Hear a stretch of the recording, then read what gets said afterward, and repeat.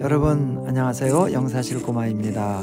하나님 말씀 오늘 마태복음 9장입니다. 예수님께서 행하신 여러 가지 일들이 기록되어 있습니다. 중풍병자를 고치시고 마태를 부르시고 금식 문제를 두고 요한의 제자들과 토론을 하시고 한 관리의 죽은 딸을 살리시고 혈루증 환자를 고치시고 맹인과 말 못하는 사람을 고치신 일들이 나옵니다. 예수님께서 행하신 이 일들을 다 이야기하기는 어렵고 그 중에서 혈루증 환자를 고치신 이 일을 잠시 생각해 보고자 합니다.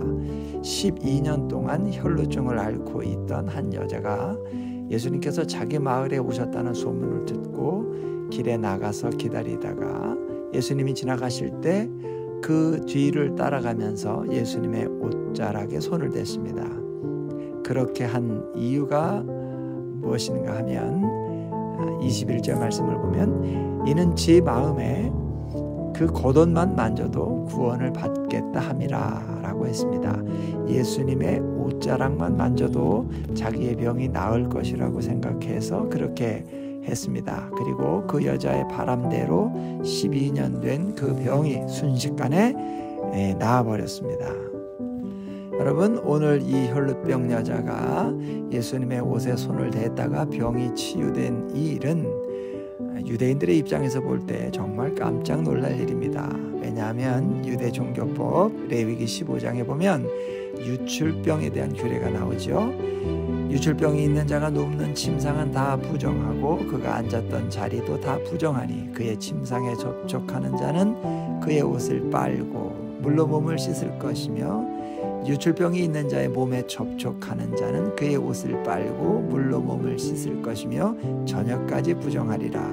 유출병이 있는 자가 아무든지 만지면 그는 저녁까지 부정하리라 라고 했습니다. 이 규정에 의하면 지금 유출병 있는 여자가 예수님의 몸에 손을 댔으니까 예수님이 부정해져야 합니다. 예수님이 옷을 빨고 물로 몸을 씻어야 되고 저녁까지 부정한 상태로 있어야 됩니다. 아무것도 만날 수 없고 아무것도 만지면 안 되는 거죠. 그런데 지금 어떤 일이 일어났나요? 혈루병 여자에게 터치당한 예수님이 부정해진 것이 아니라 예수님을 터치한 여자, 유출병으로 부정했던 여자가 정결해지는 역사가 일어났습니다. 부정과 오염과 부패가 전파되는 사망의 역사가 일어나는 것이 아니라 정결과 치유와 회복이 선포되는 생명의 역사가 일어났습니다. 세상의 법칙과는 완전히 다른 정반대의 역사가 일어난 겁니다.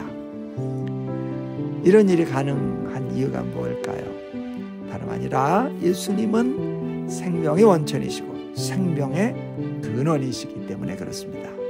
예수님은 온 우주 만물을 창조하신 하나님의 본체이십니다. 생명의 능력으로 충만한 분입니다. 만병의 의원이 되시는 분이고 모든 인생 문제의 열쇠가 되시는 분입니다. 성경은 말씀합니다. 예수님께서 많은 사람의 많은 병을 고치신 이유는 선지자 이사야를 통하여 하신 말씀에 우리의 연약한 것을 친히 담당하시고 병을 짊어지셨도다 함을 이루려 하심이더라 라고 말씀합니다. 예수님께서 혈루증 환자를 고치신 이 사건은 마가복음 5장에도 기록되어 있습니다. 마가복음 5장에서는 이렇게 말씀합니다. 12회를 혈루증으로 알아온 한 여자가 있어 많은 의사에게 많은 괴로움을 받았고 가진 것도 다 허비하였으되 아무 효험도 없고 도리어 더 중하여졌다 했습니다. 이놈의 병을 한번 고쳐보겠다고 안 찾아가 본 의사가 없고 안 해본 일이 없습니다. 그러는 동안에 있던 돈 다 날렸습니다. 그런데도 병이 나은 것이 아니라 더 심해졌답니다. 그러니 그 속이 얼마나 썩었겠습니까? 지난 12년 동안 지긋지긋하게 아프던 몸, 지긋지긋하게 속 썩고 살던 거 오늘 예수님의 옷자락에 손을 대는 순간 언제 그랬냐는 듯이 사라져버렸습니다. 생명의 예수님, 능력의 예수님, 창조의 예수님, 거룩하신 예수님을 터치하는 순간 완전히 치유되고 해결됐습니다. 여러분, 이게 어디 2000년 전 혈루증 여자에게만 해당되는 일이겠습니까? 오늘 우리도 마찬가지죠. 우리도 많은 문제를 안고 살아갑니다. 질병의 문제, 물질의 문제, 자녀의 문제, 인간관계의 문제, 직장의 문제 등등 문제가 많습니다. 그 중에는 오래된 고질적인 문제도 있을 수 있습니다. 그 문제를 해결해 보려고 노력도 많이 했지만 여전히 해결되지 않아서 포기하고 체념하고 그냥 끌어안고 사는 문제도 있을 겁니다. 어떻게 하면 좋을까요? 오늘 말씀을 보니 역시 우리의 그 모든 인생 문제의 해결책은 예수님께 있습니다. 예수님의 옷자락을 만지는 데 해결책이 있습니다.